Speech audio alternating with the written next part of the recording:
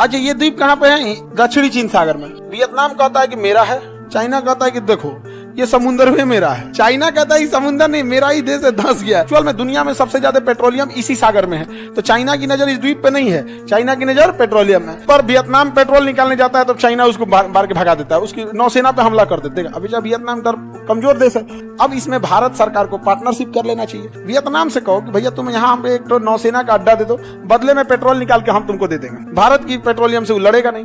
अगर भारत के पेट्रोलियम से लड़ गया, ये द्वीप बोलिए पैरासेल, आइए एस्प्रेटले द्वीप। कौन सा द्वीप? एस्प्रेटले द्वीप। अच्छा, ये द्वीप कहाँ पे है? दक्षिणी चीन सागर में। अब इधर देखो मेरी ओर, दक्षिणी चीन सागर में है। वियतनाम कहता है कि मेरा है, चाइना कहता है कि देखो ये समुद्र भी मेरा है, कहता है ये समुद्र मेरा है। तो रूल के हिसाब से समुद्र किसी का नहीं हो सकता है, केवल 200 नॉटिकल मील तक आप वहां से पेट्रोल निकाल सकते हैं, उसके बाद किसी का नहीं हो। तो चाइना कहता है कि वो बात सही है, लेकिन ये समुद्र नहीं है, मेरा ही देश है, धंस गया है। चाइना कहता है समुद्र नहीं, मेरा ही देश है, धंस गया है, पानी जग गया इस पे। ये मेरा है। इसको 9 डैश लाइन कहता है। यहाँ 9 छोटी छोटी रेखा खींचा हुआ है, जिसे क्या कहता है? 9 डैश लाइन। तो चाइना इसे क्या कहता है? 9 डैश लाइन। कहता है कि ये सब तो मेरा है। तो स्प्रेटले द्वीप भी मेरा हुआ, पैरासेल भी मेरा हुआ। एक्चुअल में दुनिया में सबसे ज्यादा पेट्रोलियम इसी सागर में है, तो चाइना की नजर इस द्वीप पे नहीं है, चाइना की नजर पेट्रोलियम में। और हम लोग चाइना से मोए मोए हो जाते हैं। भारत सरकार को कहना चाहिए पूरा अरब सागर मेरा है, खत्म कहानी। अब पूरी दुनिया कहती काहे पगला गए हो, तो भारत को कहना चाहिए देखा देखी। काहे पगलाए हो? देखा देखी। केकरा देखा देखी? देखरा। अगर वो उसका तो हम पक्का इसको ले लेंगे, और उसको लेने से पहले जो भी पानी वाली जहाज इधर से जाए उससे टैक्स ले। क्या लो? टैक्स लो। और नहीं तो माइंस बिछा के चल जाओ, भड़ाम दे उड़ जाएगा। हमको क्या पता कौन माइंस बिछा दिया? हमारा ही था, खुल के गिर गया, नट बोल्ट ढीला था ना, गिर गया खुल के। भड़क गए क्या तुम? ओहो, टैक्स वैक्स दोगे तब ना नट बोल्ट टाइट रखेंगे। वैकेंसी निकलिए नहीं रहा रेलवे ग्रुप डी का, सब ढीला कस दिया, सब गिर गया, माइंस उधिया गए क्या? कोई बात नहीं, टैक्स दो, अभी टाइट नट कसाएगा। इससे क्या है कि पूरी दुनिया हमसे परेशान हो जाएगी। तो फिर कहेगी काहे कर रहे हो, तो कहेगा कि पूरी दुनिया अगर शांत है इस पे तो मेरे पे भी शांत रहो, अदरवाइज में डिसाइड करो कि यह है किसका। तो चाइना इससे पहले होशियार है, पूछे चाहते क्या हो? हमारा ये खोपड़िया लौटा दो, अक्साई चीन। हमारा क्या लौटा दो? अक्साई चीन। समझ में कि नहीं आ गया? और ये तो पाकिस्तान तो चाइना का रखेल है। ये तो जो पाकिस्तान तो पागल है, इसका कोई वैल्यू है यहाँ पे। तो ये दक्षिणी चीन सागर जो है, अगर चाइना कब्जा कर रहा है किस पे? दक्षिणी चीन सागर पे, तो हिंद महासागर पे किसका कब्जा होना चाहिए? काम खत्म, दुनिया बवाल हो जाए। आगे बढ़े तो पैरासेल द्वीप पर वियतनाम पेट्रोल निकालने जाता है तो चाइना उसको मार के भगा देता है, उसकी नौसेना पे हमला कर देता है, उलाट देता है, उसकी जॉर्जिया से ले जाके टकरा देता है कि जो उलाट देगा। अभी जब वियतनाम कमजोर देश है, अमेरिका इसे बचाने नहीं आता है, क्योंकि अमेरिका का तो मार के यही भगाया था। रूस को भी मार के यही भगाया था। अब इसमें भारत सरकार को पार्टनरशिप कर लेना चाहिए। कैसे? समझिए, वियतनाम से कहो कि भैया तुम यहाँ हम एक तो नौसेना का अड्डा दे दो, बदले में पेट्रोल निकाल के हम तुमको दे देंगे। समझ में गया? भारत की पेट्रोलियम से वो लड़ेगा नहीं। अगर भारत के पेट्रोलियम से लड़ गया तो सीधी सी बात, चाइना की सारी जहाजें इधर से जाती हैं, चाइना की नहीं जाएगी, बाकी सब जाए। चाइना की नहीं जाएगी, बाकी सब जाए।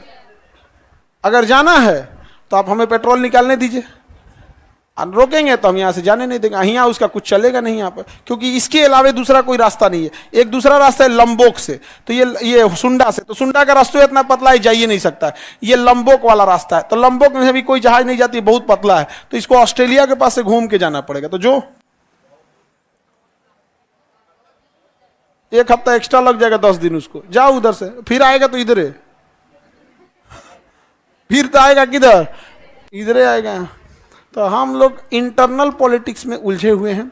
एक्चुअल में क्या है कि हमारी स्थिति अजीब हो गई है। हम लोग की स्थिति आप देखेंगे अजीब टाइप की हो गई। जैसे ट्रेन के जनरल डिब्बा में बैठिएगा ना, सब टाइप का बात करेगा। वियतनाम को जब हम देखते हैं तो हमें कभी एक बात का बड़ा वो लगता है कि हमारे पूर्वजों ने कितनी बड़ी बेवकूफ़ी किया है। वियतनाम पर अमेरिका ने 27 करोड़ बम गिराया था। कितना करोड़? 27 करोड़ बम गिराया था। अब अमेरिका, अब 25 करोड़ बम गिराया था रूस। और वियतनाम को 2 भागों में बांट दिया सब, जिस तरह इंडिया पाकिस्तान बांटा सब ना, उस तरह बांट दिया सब। ऊपर वाला रखा उत्तरी वियतनाम, जिसको रूस के फेवर में चल गया, और नीचे वाला कहा दक्षिणी वियतनाम। दक्षिणी वियतनाम तो वियतनाम को कितने भाग में बांट दिया। और देखो इधर पहले नक्शा में नहीं होगा, वो 2 भाग दिखेगा, और नाम रख दिया 17 डिग्री रेखा। उत्तरी वियतनाम दक्षिणी वियतनाम को अलग करने वाली रेखा 17 डिग्री। जैसे इंडिया पाकिस्तान को रेड क्लिप बांट के चला गया ना, हमारे उस समय के लोगों को सोचना चाहिए। यहां एक नेता आया, नाम था उसका हो ची मिंग। क्या नाम था? हो ची मिंग आया, कहा कि मार अमेरिका को। हो ची मिंग ने मारा अमेरिका को, अब मारा रूस को, दोनों को मार के भगा दिया। कहा 27 करोड़ बम गिरा दिए तो क्या समझता हम लोग हार जाएंगे? पूरे वियतनाम के लोग, साइज में छोटे होते, सुरंग खोद खोद के सुरंग के अंदर घुस गए लोग। अब बताइए, हर मोहल्ले में 5 गो सुरंग था। अमेरिका का कोई आता था, घर में घुसता था तो पता चला घर में सांप बैठल है, काट लिया उसको, जो सोचा तो नहीं, जहरीला गैस रख ले कहीं का। सुरंग में से उन सबको आदत था, निकल के 2 गोली मार के अपने घुस जाता था सब।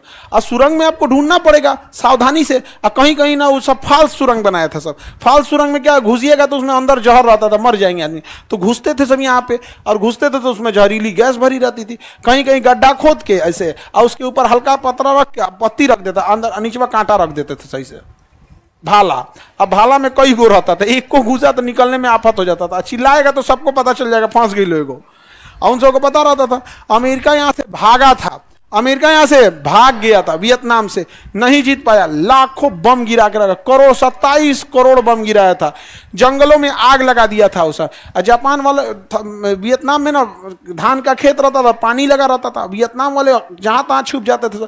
इतना मार मारे थे सब ना अमेरिका को, इतना मार के अमेरिका यहां से भाग गया। और हो ची मिन ने कहा कि किसी के बाप का वियतनाम है, कैसे कह देगा उत्तरी वियतनाम दक्षिणी वियतनाम, पूरा हमारा है, खत्म करो ये लाइन। 17 डिग्री भगा दो यहां से, कोई 17 डिग्री नहीं, ओनली एंड ओनली वियतनाम। समझा गया कि नहीं आ गया? और हमारे देश के पूर्वजों ने रेड क्लिप की, उधर पाकिस्तान इधर इंडिया, मार जिन्ना को। हम लोग नहीं थे उस समय, बदनसीबी, नहीं तो सही बता रहे हैं। वहां पे कोई चिचिन पार के चल जाएगा अमरी खेत में से, इनका तुम्हारे बाप का था, हिंदुस्तान की बांट के गया है। समझा गया कि नहीं आएगा? हम लोग की सबसे बड़ी गलती क्या थी पता है? हम लोग उलझ गए इंडिया पाकिस्तान। उसी समय कहना चाहिए, रानी के ताज में जो लगा है ना कोहिनूर हीरा, या तो हीरा दे दो ना तो रानी सहित उठा लाएंगे।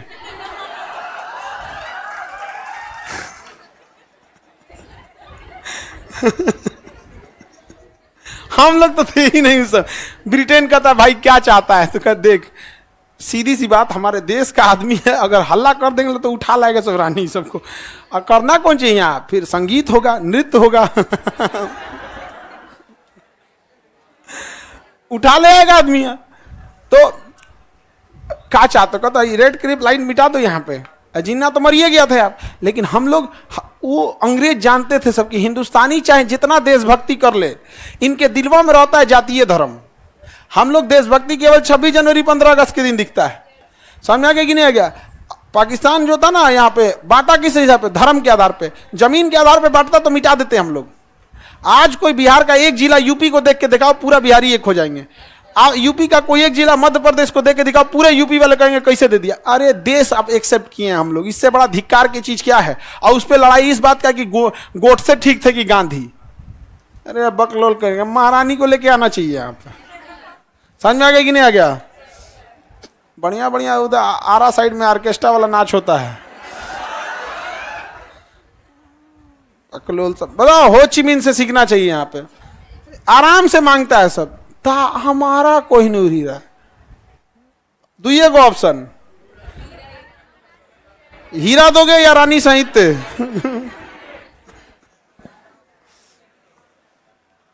और ये वियतनाम दिख रहा है।